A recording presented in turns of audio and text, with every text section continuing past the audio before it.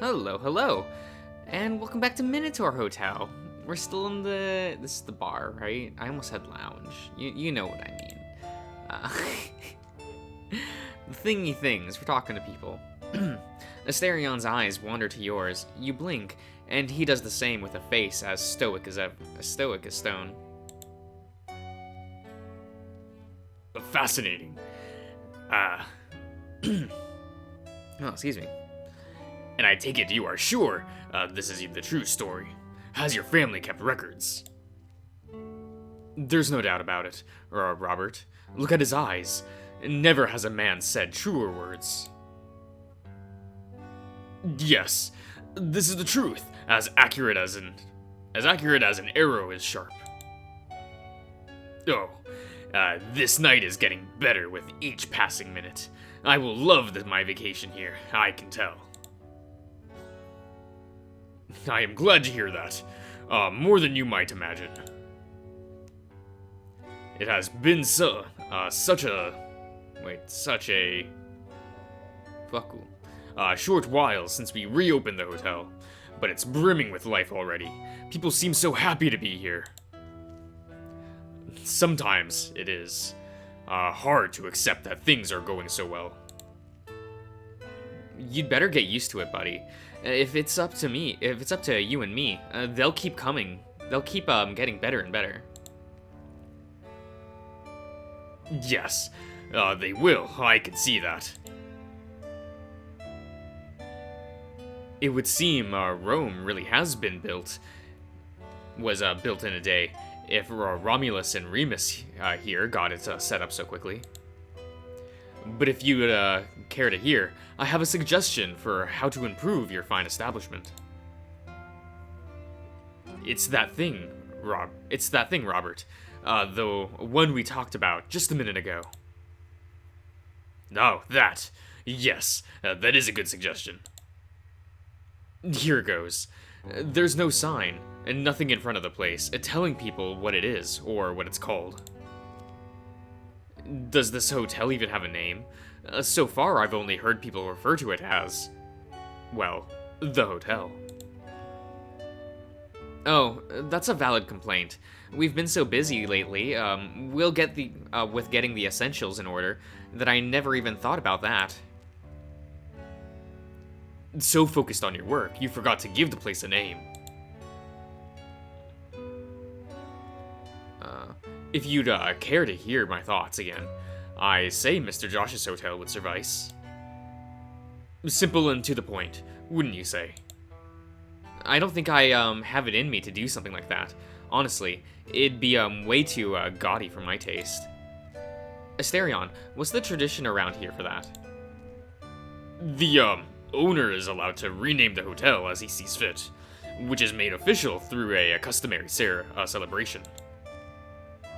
Mr. Josh's hotel would not be in any way unusual.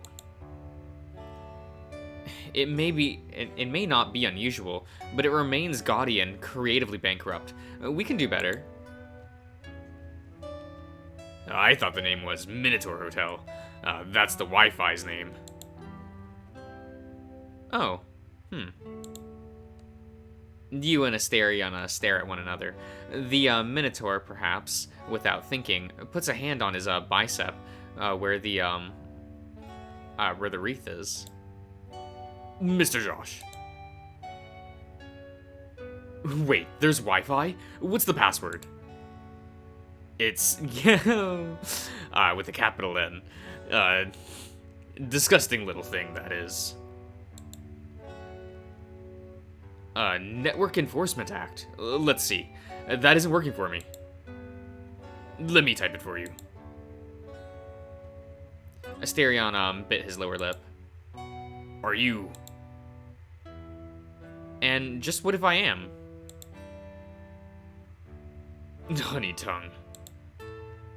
Guilty as charged. So, Minotaur Hotel?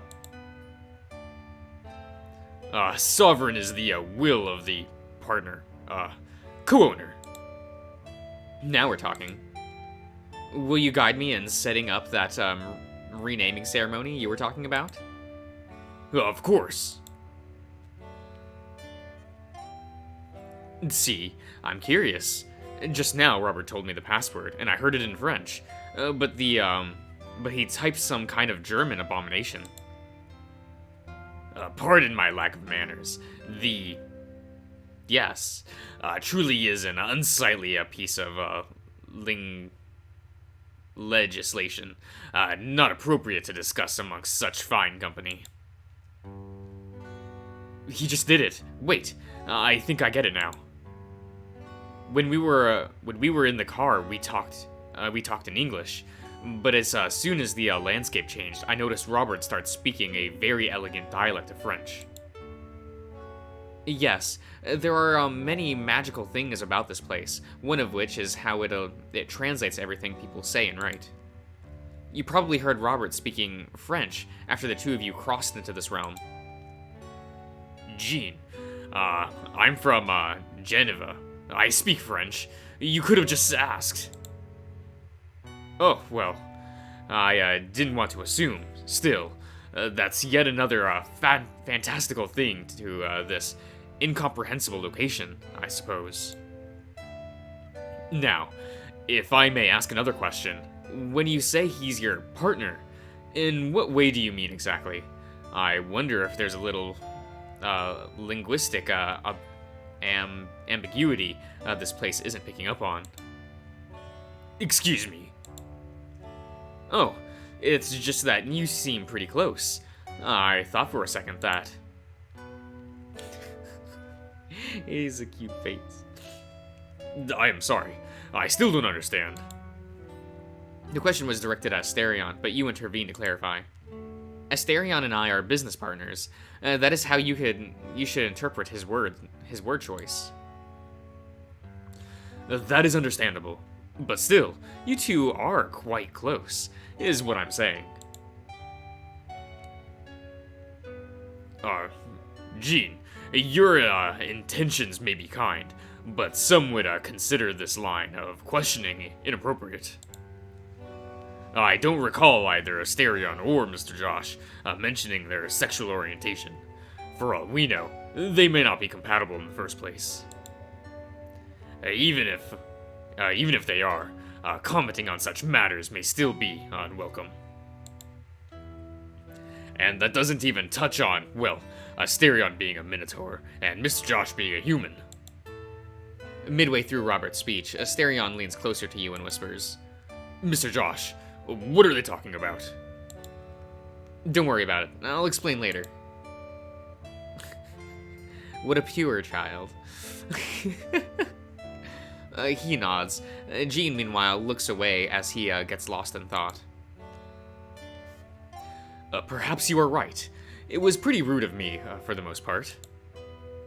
You know how it is. Talking about sexuality is less taboo where I'm from. I admit, I may have been too forward in that regard. But when it comes to good, Asterion here being a Minotaur, why should that be an impediment? Yes. I may not know about what the traditions are like with you, shall we say, mythical beings, but if two consenting adults love each other, nothing else matters, right? I had a kid. You know. He was born different, and from the day he was born, there were people who couldn't look past it. Not everyone, though. There was quite a few blessed souls who could see through his differences and like him for who he was. He's no longer with us, but that grace, the blessedness, of being able to love even different souls that I carry with me to this day. So what if Asterion's a Minotaur? That shouldn't get in the way of love. Asterion shakes his head, then covers his mouth to hide a dry, nervous cough. For a split second, your hand almost reached out and pat him on his back, but Jean's words made you painfully aware of how every inch separating the two of you is a sea of meaning.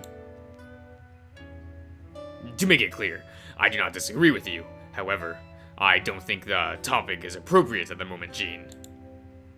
I would prefer we change the subject. Yes. Very well. I'll let it go. With a caveat that I still stand by what I said. Of course. You and Asterion remain quiet. The space between you suddenly, raw and awkward. Robert takes the chance to check his phone, while Jean looks around the room.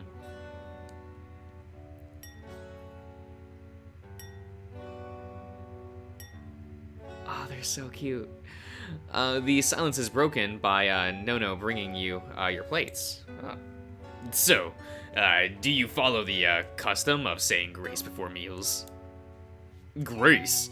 I would not put it like that, but every day I make an offering to the gods. Gods? Which ones? The 12 Olympians, of course. Plus Lady Hestia and Lord Hades. Oh, typical. I should have guessed a Minotaur would worship the Greek gods. Don't say it like that. It sounds so dismissive. I, for one, would appreciate learning more about his beliefs. Say, Mr. Asterion, would you be willing to demonstrate how an offering is done? Of course, it would be an honor. I've never had guests. Excuse me. I never have guessed anyone would still worship those old gods. It's been thousands of years, after all. For how long have you been praying to them? Since I was a boy. My lineage has prayed to them for thousands of years, and I was taught to do the same at an early age. But do you believe they exist? Isn't it absurd, in this day and age, to hold such an archaic ideas? No, I am sure they exist. How else could I be here tonight if not for them? Yes, but shush, Jean. Let the man be. You're distracting him from the offering. Geez, okay, big guy. I'll shut my mouth. Asterion rises from his seat. What's the word? Back is unshakable as a fortress wall, and as wide as a steep. He hums a song all too familiar, summoning a bottle of wine. You and the hotel respond in unison. But before proceeding towards the hearth, he glances at you, the corners of his lips curled into fine crescents. That's it. Would you care to join me, Mr. Josh? It would be an honor sharing this with you. You rise just as high as the Minotaur did, and together you stride in Hestia's fire. He kneels by the hearth, and you do the same. When he raises his arms to the ceiling, however, a sense of shame stops you from bringing yours as high as his. Conversation and laughter clatter. Cutlery clink against dishes, and glasses clanking on the wooden tables. Every little hum and song of life, it all fades as though velvet surrounded you and Asterion. You are as... Wait. Give me a second. I want that gone. Okay. It's fine, don't worry about it. You are left only with your and your partner's breathing, and the crackling of the fire. All lights, except that which is offers, grows dim. Respect the ones in need of gifts, of friendship and home. You look at the side, and Asterion too is looking at you. You should have the honors, to which gods shall we dedicate this offering. What? List? What is it? I don't fucking know. Okay, so what we got Zusu-chan, youngest son of Kronos, god of thunder. I don't know. Poseidon, boy, do I hate deciding.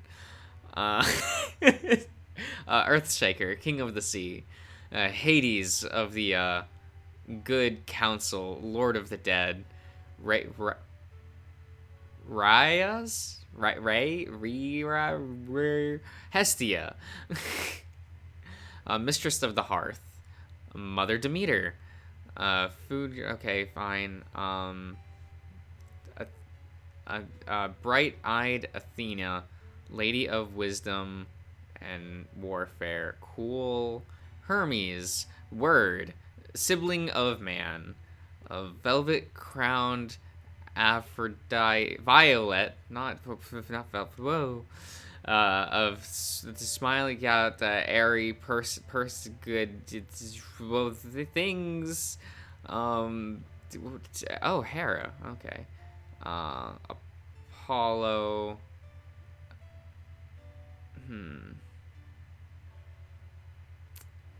Uh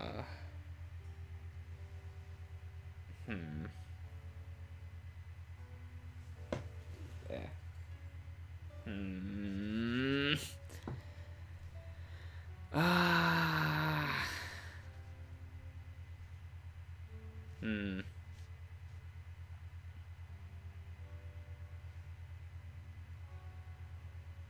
I almost want to choose one of these two. I think I'm going to choose Apollo. Because if I remember correctly, that was Tatsuya's awakened persona in Persona 2, which is the best persona. So, because I think Artemis was Maya's. And was it Aphrodite or was it Demeter that was Lisa's? It was like something like that, right? I remember that Hades was Akichi's, which was, God, Akichi's just the best, like, best friend character, you know? Like, of the, like, first males that join your party, you know, your Junpei, your Yosuke, your Naruto, I don't remember his name, Ryuji, that was his name. Like, Akichi's just the best of that, like, archetype. Like, come on. I hope this decision doesn't matter.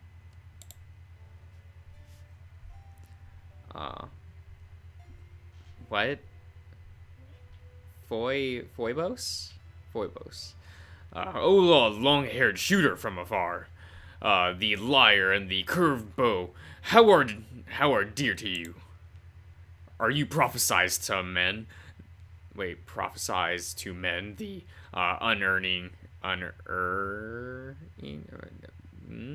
will of Zeus. Grant us foresight. Grant us excellence in all things. Asterion lays a finger over the wine bottle's opening and lets out only a trickle of wine. First to pacify the ashes around the flame, and only a ladder to battle against its might. We shall remember you, tonight and always. In our hearth you shall find wine, and if your mercy would grant us excellence in all things, we shall tell tales and sing songs of your feats. The velvet surrounding you dissipates, allowing sounds to break through once more. Okay. Oh. What a fine ceremony. I can't make out everything you said, but I'm glad I got to witness such an ancient form of worship. You are too kind, Robert. It is not every night I get an audience for one of my simplest duties. If you enjoy my culture so much, you are welcome to ask all your questions. Beware with what you say. I might just take the offer, and we'll be here all night.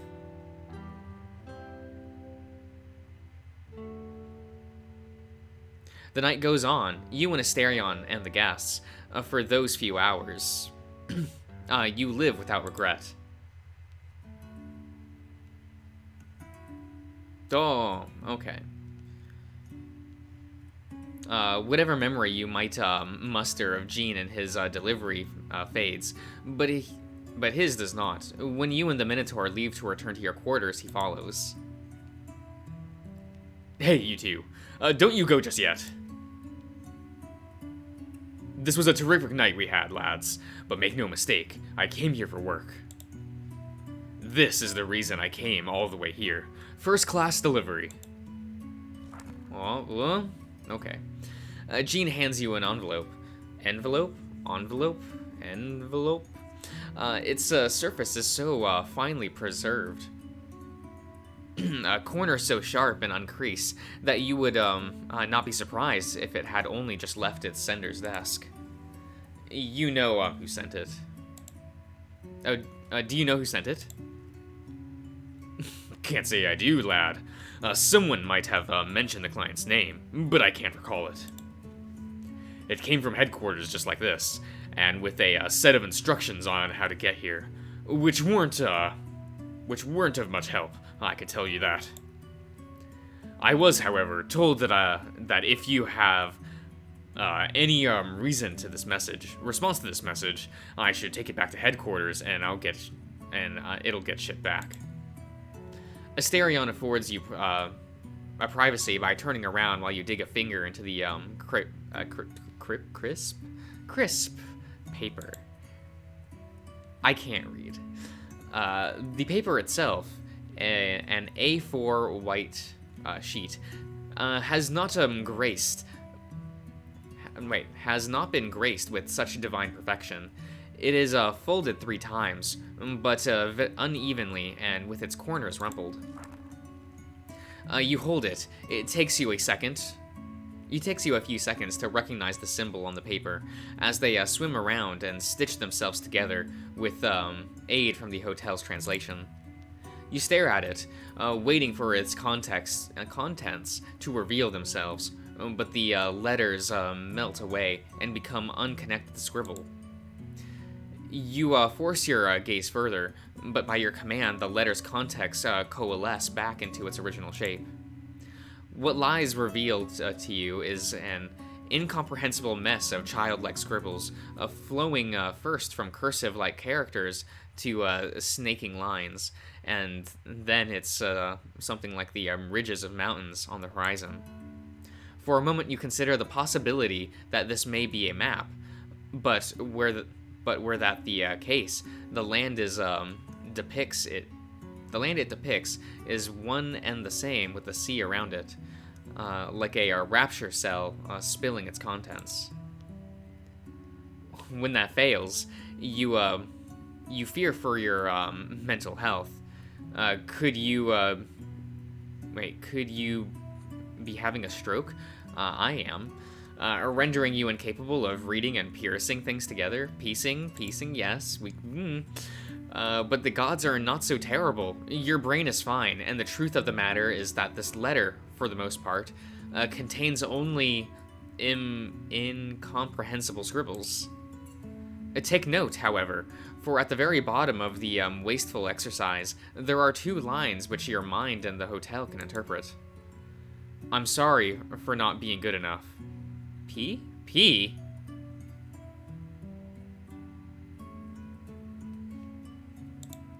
Oh, okay. Asterion gives you a sideway glance. You turn to him. That's not much to this. It's mostly gibberish. The hotel's translation can't make any sense of it. Whoever wrote this wasn't all that in the head when he... The gods are terrible indeed. Forgotten evils worm their way in once more. Mr. Josh, is everything all right? This is a letter from, well, it's a bit upsetting. I think it's the man who gave me the hotel's deed. No. Clement. You notice just the slightest lump in his shoulders, then a snort. What? Snort. Yes. Stop. As goosebumps climb up the Minotaur's spine, his fur, short as it may be, stand on end, as he scratches the back of his head. He is still around, then. He digs, his fingers dig in, like a hand digging away at dry soil. His his scratching is louder than either you breathing or the distant sounds of ruckus from the lounge. Wait, does he say... what does he say? A bunch of scribbles. The hotel can't make sense of it. He was going senile when I met him, and I assume he wasn't fully conscious when he wrote this either. There's just one thing I can read here, but it may be upsetting. Are you sure you want to hear it? For a moment, as brief as it takes for one's mind to realize the wrongness of what it sees, Asterion's eyes turn dark and bullish. It is comfortable to forget that Asterion's bovine nature runs deeper than skin alone. His head has slowly drooped over those past moments. His neck, however, remains stiff and tight. This is the face of a bull about to charge, featureless, excuse me. That's fine. Featureless, lacking, concerned, blank. He does not answer your question, and although a part of you may believe he indeed does not wish to hear it, for whatever reason you say it, word by word. I'm sorry for not being good enough. It's signed with P. Clement? Clement. Oh, that's right. I recall now. That's the name headquarters mentioned. Clement, a Frenchman, correct? No, sorry, it would seem I'm interrupting something. I will take my leave now. Have a good night, you two. I'll end the part here, so we'll come back to the Angie boy later. I'll see you around, everyone.